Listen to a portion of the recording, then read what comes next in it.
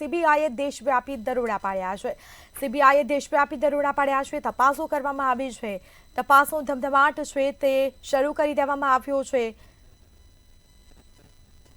તો સીબીઆઈના દેશવ્યાપી દરોડા, જેમાં જે મોન્ટુ પટેલ છે તેને લઈને તેના ઘરે અને તેના ઓફિસે પણ દરોડા પાડવામાં આવ્યા હતા. તપાસો કરવામાં આવી હતી, જેમાં બેનામી વ્યવહારો પણ મળી આવ્યા છે. ખાતાકીય તપાસો કરવામાં આવી છે. તો સીબીઆઈએ દેશવ્યાપી દરોડા પાડ્યા છે. તો બીજી તરફ સમગ્ર મામલે હજી પણ તપાસનો દોર છે તે યથાવત રાખવામાં આવ્યો છે. તપાસનો દોર હજી પણ યથાવત છે. બેનામી વ્યવહારો મળી આવ્યા છે. અંદર કોની કોની સંડોવણી હતી તેને લઈને પણ તપાસ થશે. સીબીઆઈએ દેશવ્યાપી દરોડા પાડ્યા છે, જેમાં 1300 કરોડનું કૌભાંડ હોવાની પણ આશંકાઓ વ્યક્ત કરવામાં આવી છે. તો 3 ડોક્ટર સહિત 6 લોકોની ધરપકડ કરવામાં આવી. લાંચ લઈને કોલેજોને મંજૂરી આપનાર સામે ગુનો દાખલ કરવામાં આવ્યો છે. કલોલની સ્વામિનારાયણ મેડિકલ કોલેજમાં વિવાદ, સ્વામિનારાયણ મેડિકલ કોલેજ છે તે પણ વિવાદમાં આવી છે, જેમાં સીબીઆઈના દેશવ્યાપી દરોડા, મસમોટું જે કૌભાંડ આચરવામાં આવ્યું છે, અંદર કોની કોની સંડોવણી છે તેને લઈને પણ અત્યારે તપાસ છે તે યથાવત રાખવામાં આવી છે. અનેક મોટા માથાઓના નામ સામે આવે તેવી શક્યતાઓ પણ વ્યક્ત કરાઈ છે. કલોલની સ્વામિનારાયણ મેડિકલ કોલેજ પણ વિવાદમાં સપડાઈ છે. સ્વામિનારાયણ કોલેજના ભક્તવત્સલ દાસ સામે ગુનો દાખલ કરવામાં આવ્યો છે.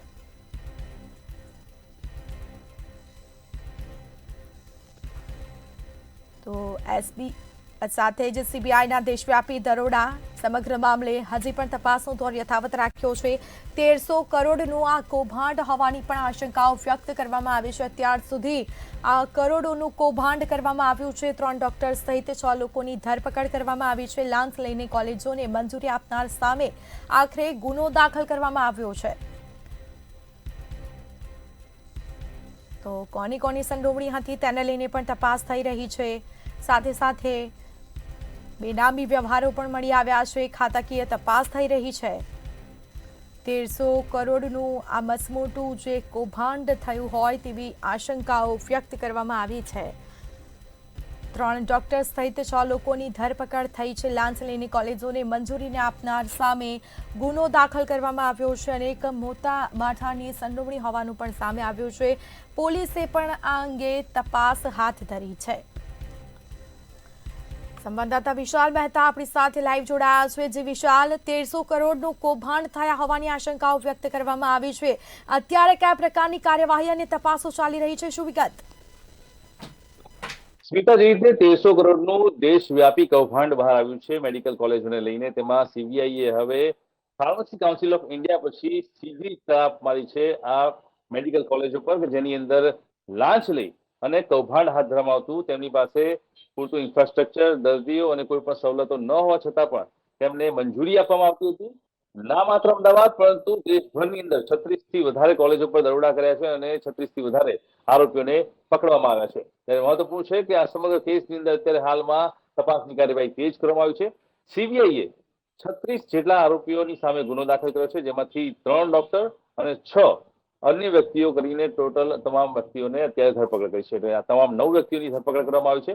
મહત્વપૂર્ણ છે કે આ કેસ છે, સમગ્ર કૌભાંડ છે, તેની અંદર અત્યારે હાલમાં આ કેસની અંદર તપાસની ધમધમાટ શરૂ કરવામાં આવ્યો છે.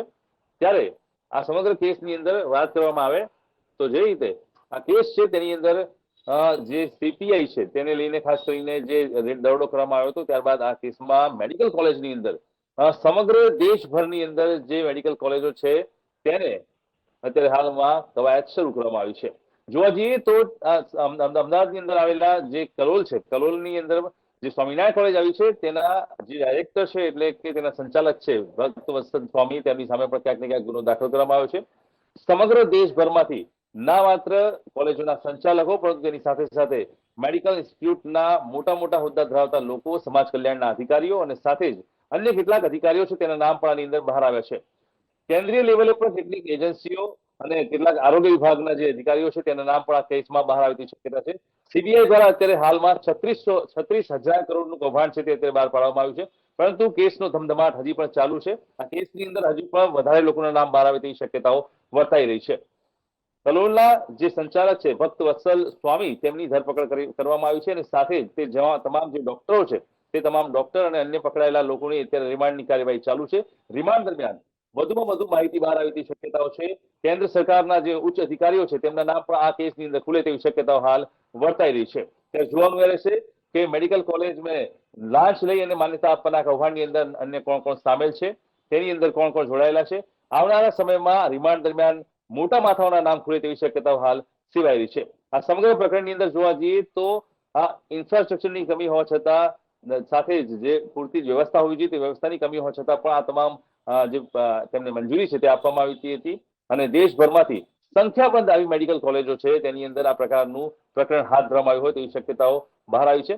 સીબીઆઈની જે માહિતી મળી છે તે પ્રમાણે સીબીઆઈ અત્યારે હાલમાં 36 થી વધારે કોલેજોની અંદર દરોડા પાડ્યા છે અને તમામ લોકોની સામે કડક કાર્યવાહી હાથ ધરી છે. ત્યારે જોવાનું રહેશે કે આ કેસની અંદર હવે તપાસ દરમિયાન કયા મોટા માથાઓના નામ બહાર આવે છે, કારણ કે કેન્દ્રની જે મોટી મોટી એજન્સીઓ અને સંસ્થાઓ છે તેના પણ અધિકારીઓના નામ રિમાન્ડ દરમિયાન આ કેસમાં ખુલે તેવી શક્યતાઓ પ્રબળ બની છે. સાથે જ જે રીતે સીબીઆઈ દ્વારા તપાસનો ધમધમાટ શરૂ કરવામાં આવ્યો છે, જે સમગ્ર કેસની અંદર અત્યારે જોવા જઈએ તો મેડિકલ કાઉન્સિલના જે અત્યારે હાલમાં જે મહત્વના મોટા અધિકારીઓ છે, આરોપીઓ છે, તેમને પણ પકડવામાં આવ્યા છે. સાથે જ યુજી અને પીજીના જે ડાયરેક્ટર છે તેમની પણ ધરપકડ કરવામાં આવી છે અને તેમની તપાસ દરમિયાન તેમના ત્યાંથી 50 લાખ રૂપિયા રિકવર કરવામાં આવ્યા છે. મહત્વપૂર્ણ છે કે સમગ્ર કેસની અંદર જે રીતે લાંચ લઈને માન્યતાઓ કોલેજને આપવામાં આવતી હતી તેને લઈને સમગ્ર દેશમાં આ પ્રકારનો ભ્રષ્ટાચાર વ્યાપેલો હોય તેવી હકીકતો સીબીઆઈના તપાસ દરમિયાન બહાર આવી છે. એટલે જોવાનું રહેશે કે અત્યારે હાલમાં સીબીઆઈની તપાસની કાર્યવાહી શરૂ છે. તપાસ દરમિયાન કયા મોટા માથાઓના નામ બહાર આવે છે. જી બિલકુલથી તમામ જાણકારી આપવા બદલ આપનો આભાર. તો જોઈન્ટ ડાયરેક્ટર પાસેથી સીબીઆઈએ 50 લાખની રકમ જપ્ત કરી છે, જેમાં આરોપીના રિમાન્ડ દરમિયાન મોટા ખુલાસા થાય તેવી સંભાવનાઓ વ્યક્ત કરવામાં આવી છે.